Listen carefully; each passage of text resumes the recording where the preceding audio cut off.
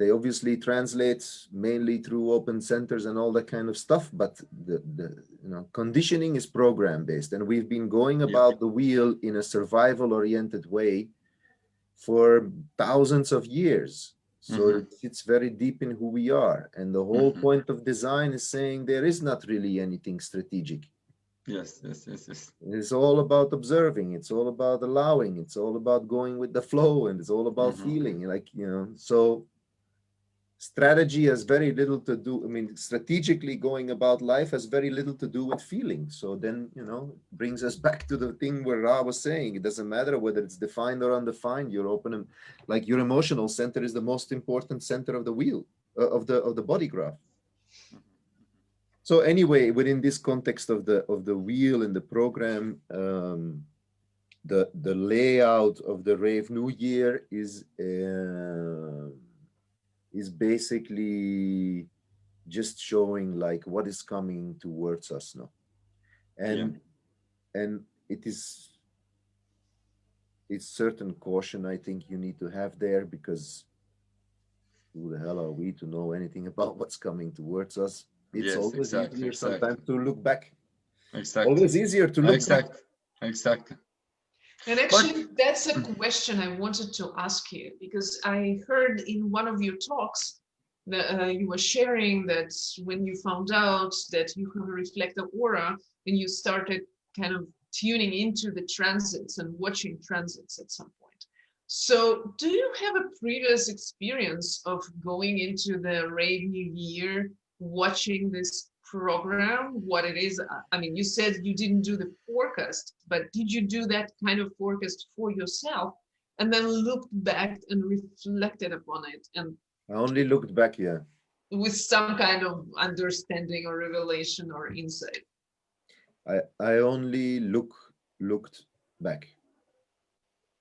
Like I used to record Ra's Rave New Years, and by the end of the year, I would listen to it again and look back and see, like, okay, how did this play out? I didn't, I like, that's it. I just, I guess it's maybe it's a pressing phenomenon, as I shared with you, Dirk, before we went live here. It's something I've been celebrating, shall we say, the last 10 years, I would say, in some fashion or the other. I hosted some events in Norway, like a Rave New Year party, etc. And taking in this this calendar year with it, when it newly shifted now, and the way, the kind of the culture around that, how to celebrate the new year, make these New Year's resolutions and everything. But we actually get to see that in terms of the program, there is actually a day for initiation. But we also know that there's no choice, so the initiation is just coming anyways, or the mutation or the change or whatever. But there is this, shall we say, gap in time where there's actually a possibility to it. So for me, it's funny to see the kind of analogy into the condition, not self field, where there's so much emphasis on these New Year's resolutions. Yeah, but this in some way or another, it's like right now, no, the 41st gate is present through Jupiter. So there is already a certain sensation of like, okay, something new is being started, like it's going to bring. Obviously, if the sun goes there and Saturn goes there, there's so many planets, like the sun and Saturn will both be there on the 21st of January. So there is going to be an elan for a new beginning. It's just and a new beginning in the beginning is just like,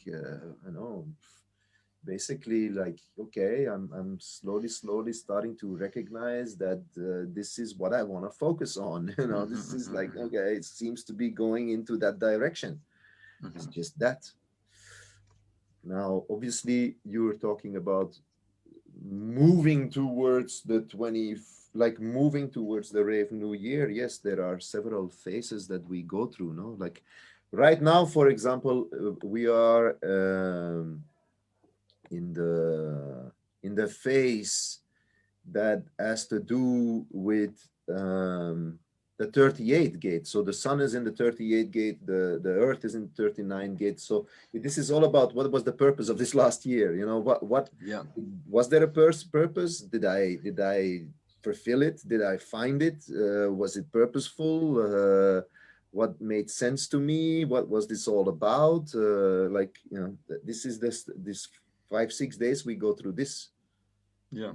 Then we go through a phase where it's more like, then it's a phase that starts looking, okay, maybe with you, and maybe I can get there through you, and you know, it maybe goes that way, and like there is this 54th gate pointing towards who might be tribal allies to move forward, to transform, you know, to get things moving into a new direction.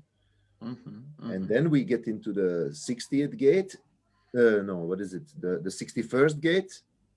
And then we get to the 60th gate. So the 61st gate is a very, very interesting gate because it's been so present in the last year, and you know, so much interest there. In the, which is basically a gate that looks inward. You know, it looks inward, and it looks at, okay, what is my truth in all of that? You know, it's a gate that inspires a certain awe, because it's a gate that is related to dying. No, it's in the quarter of mutation, so it's like, okay, you know, like you get to see what is my inner truth, and what is it based on, and what do I see, and you know, it's like, and then in the end we get to an acceptance and a surrender in the 60th gate. Yeah. So just thinking, if this opportunity with you now to kind of look back at what was 2020, or because if we remember back, actually, when there was the Rave New Year in 2020, the 21st January, the pandemic hadn't kicked in yet. So, you know, there was all this Rave New Year forecast, basically. It would be interesting to go back and read some of them, but did you get any chance to reflect on some information, you know, as we call it, you know, 2020, the countdown to 2027, you know, pandemic, check. Okay, warmer climate, check. You know, like, okay, check. A lot of things on the list is checking in.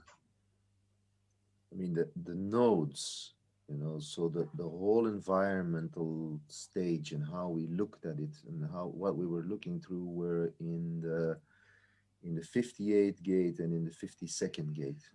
I think that's the cross of, is that again? I don't know. But the 52nd gate is a gate of stillness. So you get into an environment where there is a huge amount of like, you know, cool down, sit down, don't move, don't go, you know, and challenge. And there's a theme of challenging authority, and then the whole year was a reflector year. You know, the chart from 2020, there was no definitions. So, you know, it's a year where there is a smell of disappointment in the air. Kind of. You know. Yeah, like a lot of people are disappointed about 2020. Yeah. You know, in Norway, there was this New Year, this prime minister or whatever, every year they had these New Year speeches, and they were like, it was like basically a shit year. Yeah. Usually, you know, a bit like. Now the thing is that the thing that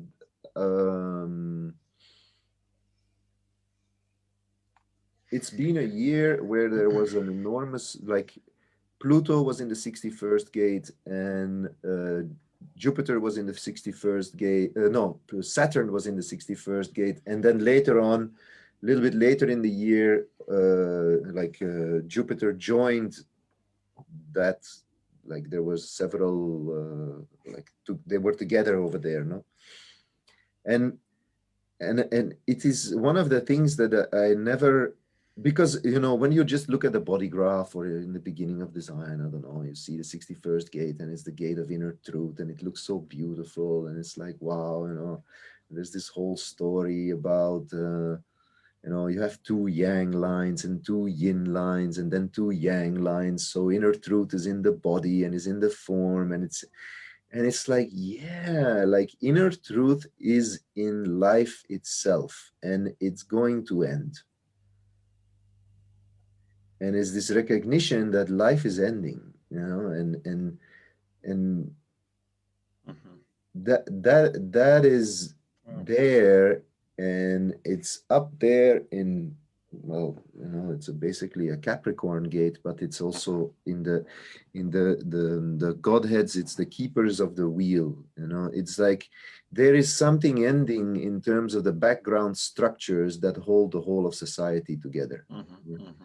And it's falling down. And now is a stage where it's like people go like, yeah, well, 2020 was a shit year and all that kind of stuff, but it's been also it is a year that this is just the appetizer before the shit storm. You know, the shit storm is not coming yet. The shit storm is coming when all these gates go to this, like when Jupiter, when Pluto starts going into the 60th gate, you know, breaking down structures that have to do with the root of life. Yeah? Then everything is going to shake down. Like then it's going to go like, my God, you know, like, I don't know, the financial system is breaking, or the economical system is breaking, or our political, like this stuff is really fucking breaking. Now it's more like, okay, there is more in some way or another, look at the truth of all of that stuff, no?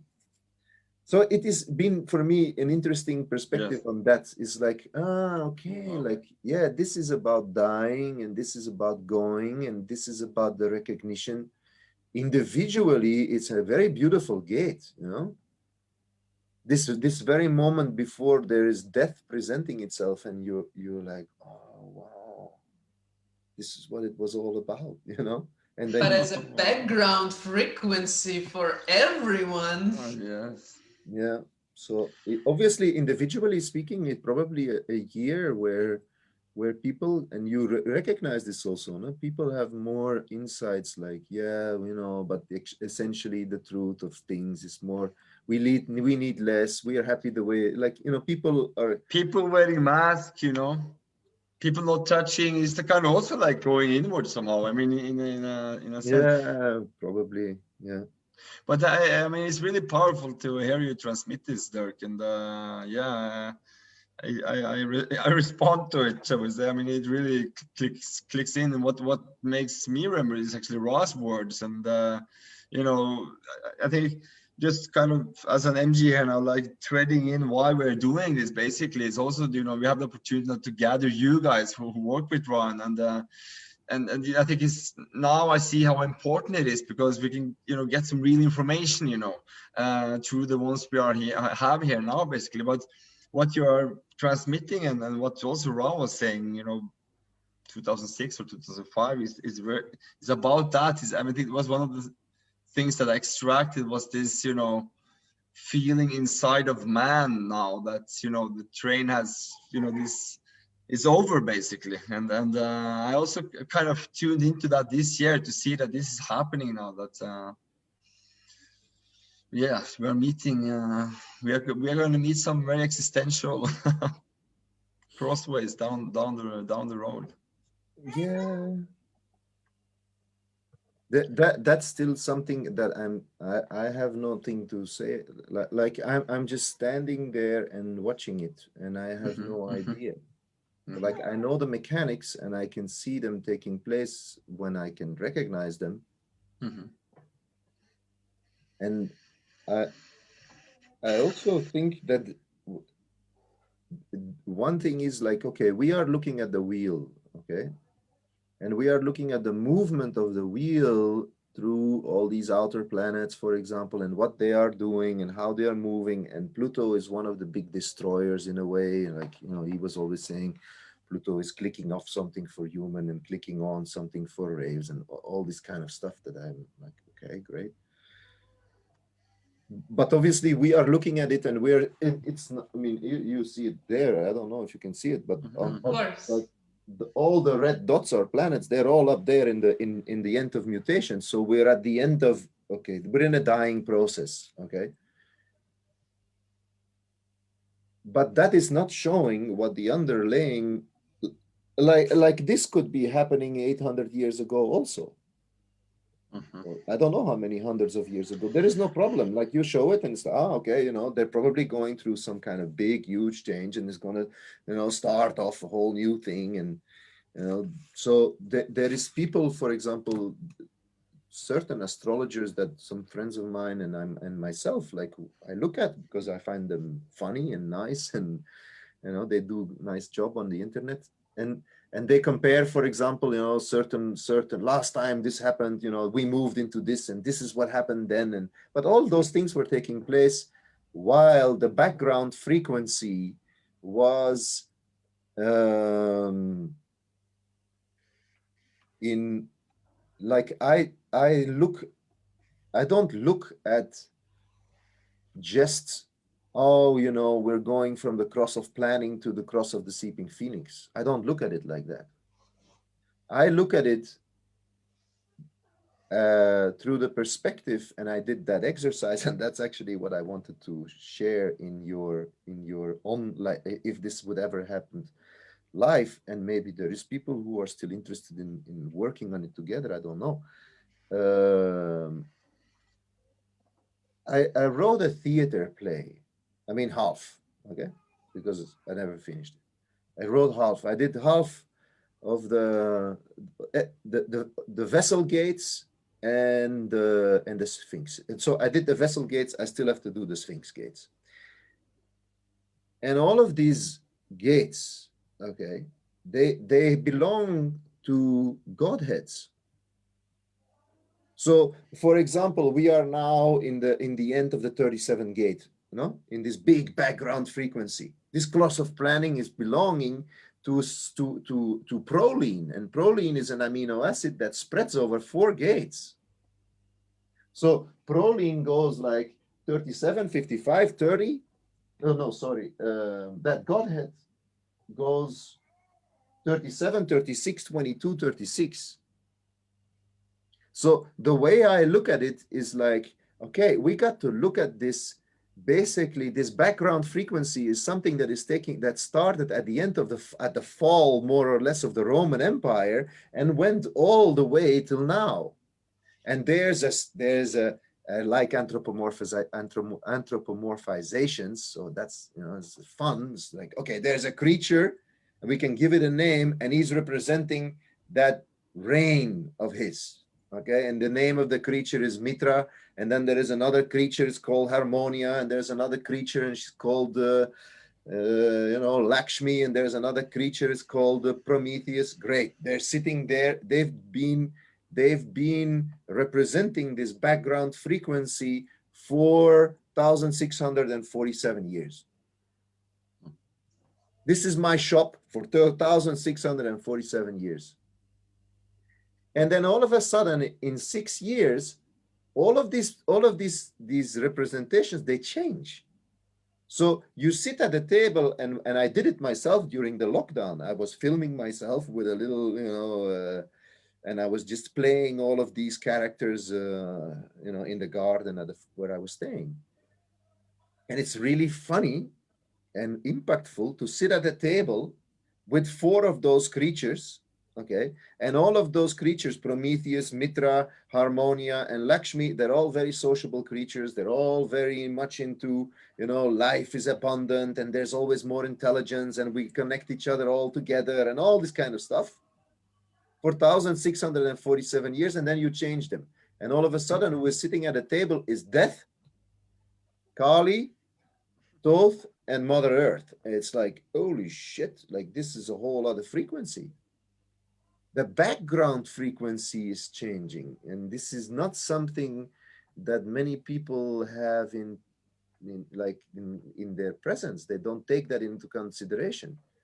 It is one thing just to look at how the wheel moves. Obviously, there is a synchronicity, but what we know is moving underneath, you know, in terms of the precession of the equinox and the global cycles and what is going on there, the movement there is gigantic.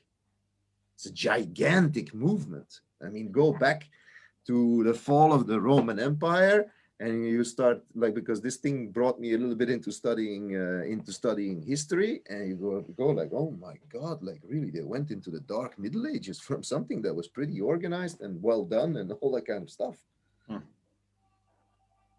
So this is and that's exactly what we hear today from all kind of conspiracy fields, that we are going to this transition that may be called dark ages, which kind of ruins everything there is in order for something completely new to appear. Yeah, like I don't know much about conspiracy theories. I do know, like sometimes it because I once posted something regarding, and I saw some people reacting in kind of like ways, and I was like, wow, why all of this stuff that is taking place under the keepers of the wheel. You know, the 60th gate is the keepers of the wheel, the 61st gate is keepers of the wheel, the 19 and the 41, all are the keepers of the wheel. And all the frequency of that Godhead is basically saying, well, you know, there's always other strings that move things. There's always other, there's background structures that make other structures move. Yes. So it is not surprising at all that in a day and age like this, that there is so much conspiracy theory. I'm not saying whether they're right or not. Yes. But it is absolutely natural that they are there. Mm-hmm. You know, and okay. One of the themes also that has been really there in 2020 has been, when you look at like the movements of, one of the movements that is interesting to observe is what Uranus is doing, you know? Well, how is Uranus moving?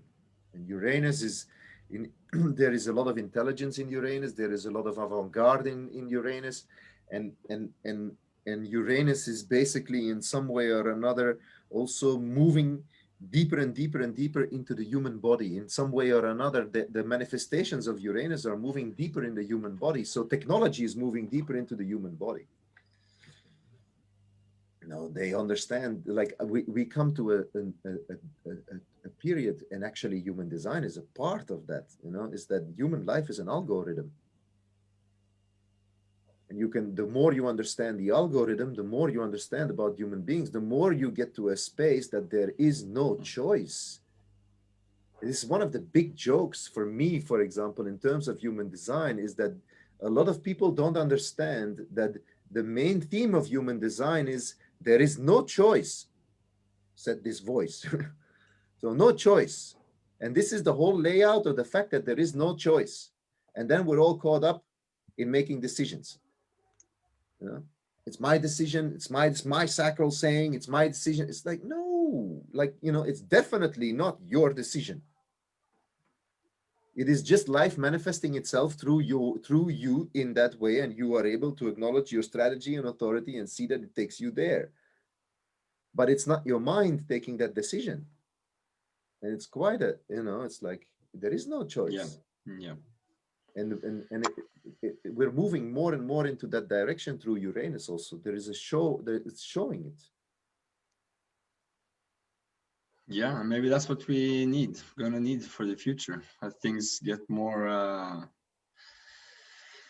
as things might evolve more in this direction we're already in. I mean, I guess I'm an forever optimist, but like I could see how this year was just a perfect test run for something more, and more of it somehow.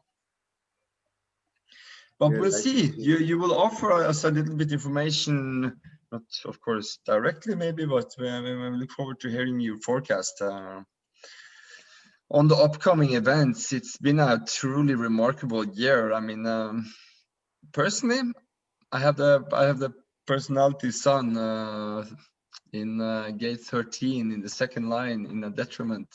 So, you know, I'm thriving, you know, it's incredible to see in all my fronts, professionally, everything I do, I just do better and more, you know, much more. So it's really interesting to see somehow. I kind of feel I've been waiting for this. Why are you saying this? Because of what? No, in terms of the year that there's been so much resistance for a lot of people, but me personally, it's I didn't find that resistance. I had very good yeah, what's the opposite of resistance? Very good flow, or what you would say, in all arenas. Yeah. Yeah, Julia, you have anything you wanna catch in the end here? It was just powerful to listen to Dirk here. Yeah, it's beautiful the way you present this information. I feel like I am with my emotional authority, kind of have to be with that. I don't understand exactly how I feel about it, because on the one hand it sounds bloody apocalyptic, and on the other hand it's just what it is. I mean, we are all grains of sand in the cosmic storm of life, and Yeah. when we take our perspective out of this box of I amness and we just watch it, it's just okay. Yeah. We chose somehow to be here now, and our way, whichever I mean, I cannot talk for everybody, but it seems like our way is just to watch the movie through these unique crystals of Yeah, there is no point. There is no the like one thing is clear is that it's human design is definitely a contribution towards an experience that is nothing but beauty. No? It is an experience, like it's a contribution to a deep trust in life and a possibility of quieting and silencing the mind. That space is beautiful as long as you are alive. You know, there is no doubt about it. So of course the message is positive. No? It's just a matter of yeah, perspective. yeah, it's not getting so deeply caught into rabbit holes that are not that are fearful usually, no? I found adaptation to have been me and Julia's golden key this year. We were supposed to do a festival like we did in Romania in 2019 last year, but that of course didn't happen. We adapted into the virtual platform, and so far it's going really well. And also talking with other teachers, one thing that came up for me is Dashana that shared that with us. You know, how we are mutating with these times also, and we are also mutating in 2027. And of course, in terms of the solar plexus, yes, it will be different, but we are perfect for this time, and we are mutating with it. I think that's was maybe some where the acceptance comes from inside of me. Okay. Yeah. Anything you wanna add in the end there, Dirk? Thanks for showing up, everybody. It's great to tune in with you. I look forward to hear more.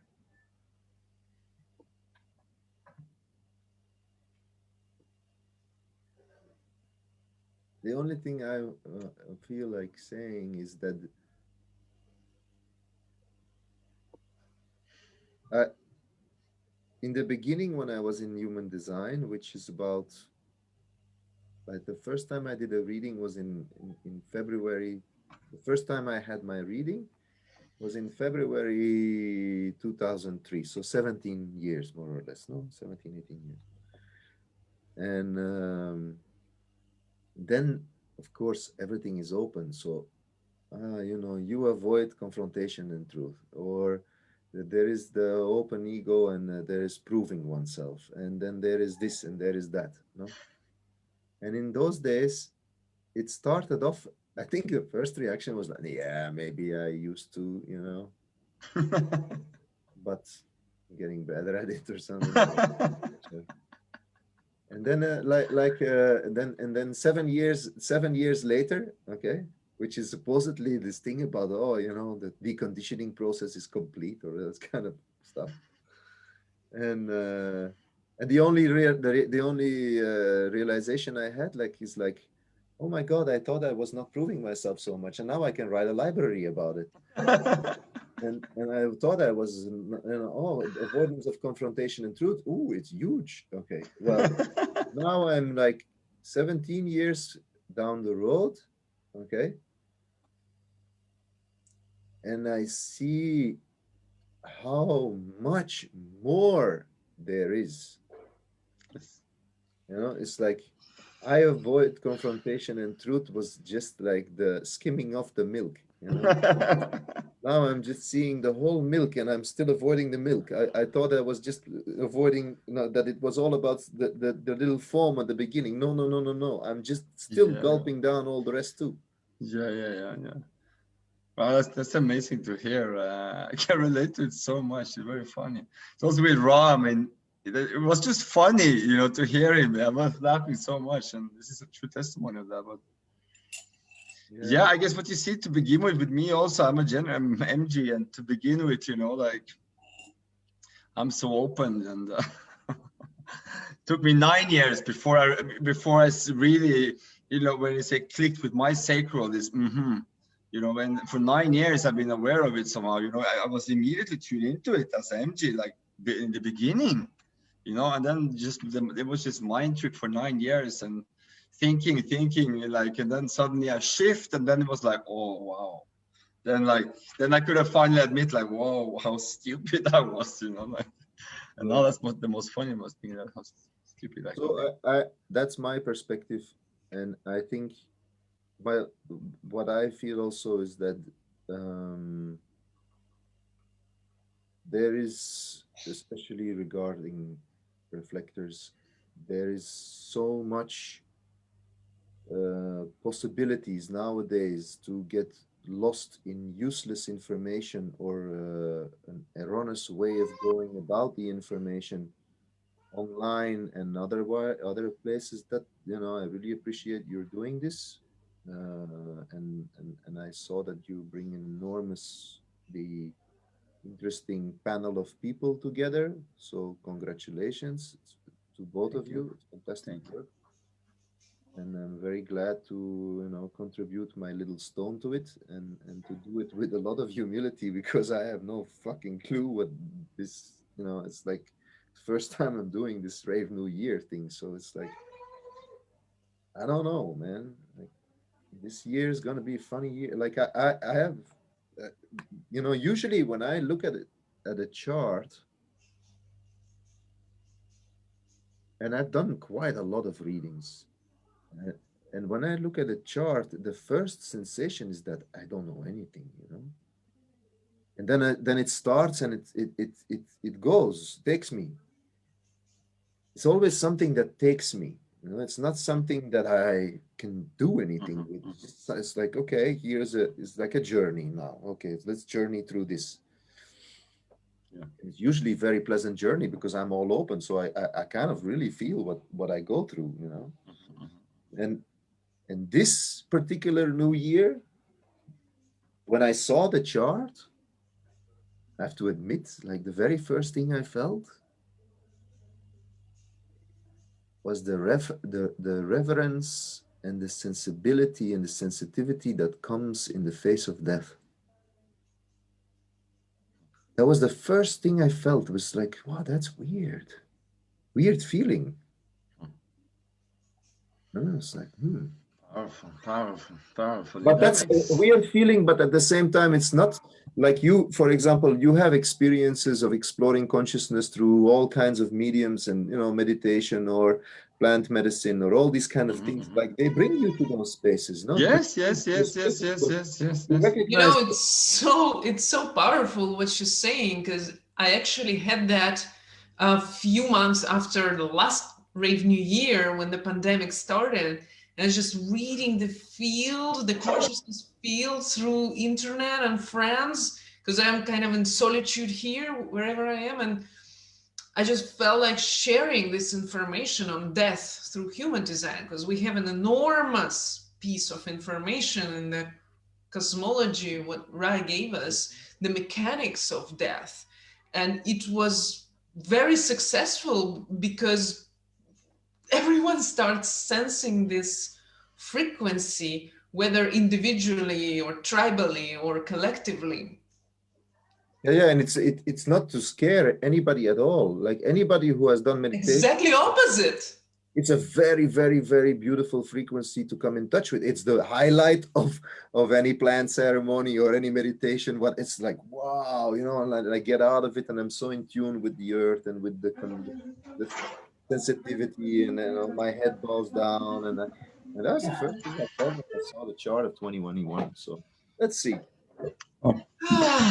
Okay, I think we will just end it there on that note. Thanks to everybody for tuning in, and we will be excited to hear more of that in detail of that chart that Dirk is going to go through on the Rave New Year, only now in 19 days. So all in the end here, I'm going to pass the word to Julia, my eminent partner in this marathon. I can check out. Yes, I just want to tell you thank you. Thank you. And that I'm personally, with my 16th gate, super enthusiastic, and it's not a false enthusiasm, it's a real one, because we're all waiting so much for this, I'm saying with a capital T, yeah, for this moment. So guys, take a seat, reserve your seat in this mothership of the Rave Marathon. So we all take it to live together, leave everything that doesn't serve us behind, and just dive into this journey with a sense of a virtual community that does not exist, but it does. How about that? And again, I think, yes, also thank you a lot, Dirk, for not only showing up, but also just being here. And it's been a lot of fun. And I think it was a great demonstration again of what's possible online, because I don't know how you guys felt where you are, but just to sit in the presence of this and this formation, it was really, really powerful inside of me. So I definitely